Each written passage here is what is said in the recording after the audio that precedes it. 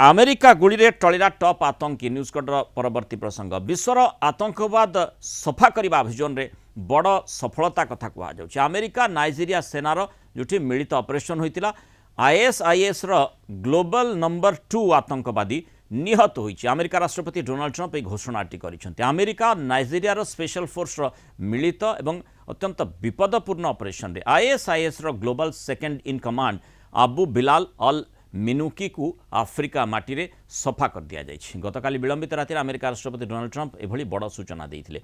Truth social रो post रे Trump operation को अत्यंत सठिक आ सुचिंतित बोली कहिथिले। यास अमेरिकीय सेना और नाइजेरिया रो सहयोगी बाहिनी रो वीरत्व को प्रशंसा करिथिले। अमेरिका और नाइजेरिया सशस्त्र बाहिनी मिसी जटिल अभियान को सफलतार सह शेष करथिबा कहिथिले। विश्वर सबुठु सक्रिय आतंकवादी को रणक्षेत्र हटई दिया जाइछि। अबू बिलाल आफ्रिकार लोकों को भयभीत करि पारिबो कि नाही कि अमेरिका को टार्गेट करने को ब्लूप्रिंट प्रस्तुत करि बोली कहिसंती ट्रंप। 1982 मसीह नाइजेरिया बोर्नो राज्य में जन्मग्रहण करथिला Abu Bilal al मिनुकी। आफ्रिकार ISIS network मजबूत करिबारे तार प्रमुख भूमिका थिला। 2023 रे अमेरिकार स्टेट डिपार्टमेंट विशेष भाव चिन्हित विश्वस्तरीय आतंकवादी एसडीजीटी तालिकारे ताकू अंतर्भुक्त करथिला। मध्यप्राच्य रे आईसीसी रो साम्राज्य दुर्बल हो जिबा परे से केंद्रीय आईसीसी कमांड सह आफ्रिकीय एफिलिएट्स को जोड़िबार मुख्य सूत्रधर साजिथिला। सामरिक कार्यानुष्ठान संपूर्ण विवरणी एपर्यंत सार्वजनीन होई नाही। पेंटागन किंबा नाइजेरिया सेना यह ड्रोन स्ट्राइक थिला ना ग्राउंड ऑपरेशन से नहीं स्पष्ट सूचना देइनी। जहाँ सूचना किंतु रही कार्यानुष्ठान नाइजेरिया किंबा तार पड़ोशी लेक चाड बेसिन अंचल में होइछि, जहाँ आईसीसी रो गड़ भावे माने आईएसआईएस रो गड़ भावे जनाशुना। ये सफलता अमेरिका और नाइजेरिया मध्य थिबा आतंकवाद विरोधी संपर्क को आहुरी मजबूत करिबो बोली कहा जाउछि। मैं आलोचना करुछे से संपर्क में आम सहित जोड़ी हुई रही प्रतिरक्षा विशेषज्ञ group captain Sanjeev Mahapatra. Group captain Mahapatra स्वागत करी जो आउथरे जो भली भाव में अमेरिका गुड़ी रे टॉप आतंकी नंबर 2 आतंकी विश्वर टळिछि अंततः याकू आपण किभली भाव में देखुछंती केते बड़ सफलता?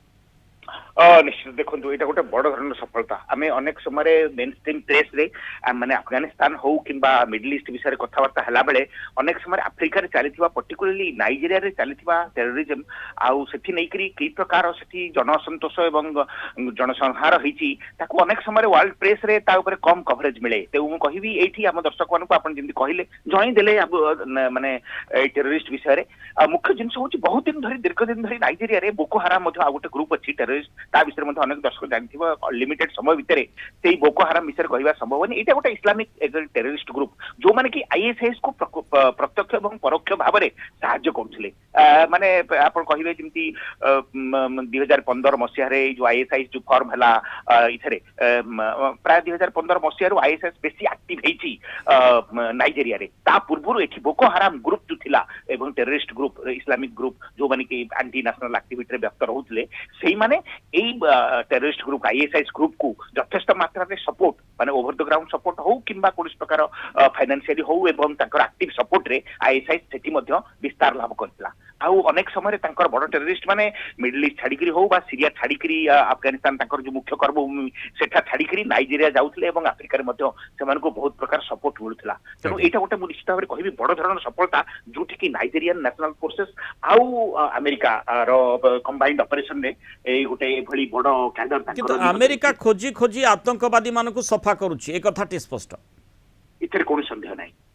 देखो इथे अमेरिकार लक्ष्य भूल थाई पारे किंतु आपण देखिबे जो माने अमेरिकन इंटरेस्ट अगेंस्ट रे काम करचंती एवं रिमोटली सेही 9/11 रो इंसिडेंट परथरु जे कोन पृथ्वी रो जे कोनसी थारे जे कोनसी टेररिस्ट अछंती ना काईकी एवं ताकर जो मेन अलिजियंस रहउची आईएसआईएस एवं रिक्रूट करचंती भिन्न भिन्न आपण देखो विभिन्न देशरु हम भारतरु मध्ये अनेक समय आईएसआईएस रिक्रूट करिची एवं से माने ताकर स्लीपर सेल सब भिन्न भिन्न जागा रे अछंती एवं यूरोप रे टेररिस्ट कांड हटेबा आरंभ करिकरी एपटे अमेरिका रे मध्ये समान टेररिस्ट कांड समान घटौचंती एवं जो माने अमेरिकन इंटरेस्ट एगेंस्ट रे काम करछथि अमेरिकन एम्बासी विभिन्न जगह रे बम करछथि। हम जे आईएसआईएस रो एक्टिविटी देखिबा होय तो माने पुनी अगेन लिमिटेड समय जो कहबा संभव न पृथ्वीर विभिन्न जगह रे एवं अमेरिकन एम्बासी बहुत जगह रे टेररिस्ट एक्टिविटी सब रही एपर कि अनेक एपर एक्टिविटी रही जोटा को कि बोको हराम होय तो करिछि एवं आईएसआईएस रो कॉम्बिनेशन ने किंतु परवर्ती काल रे होय तो सेटा परवर्ती काल प्रमाणित हेइ नै।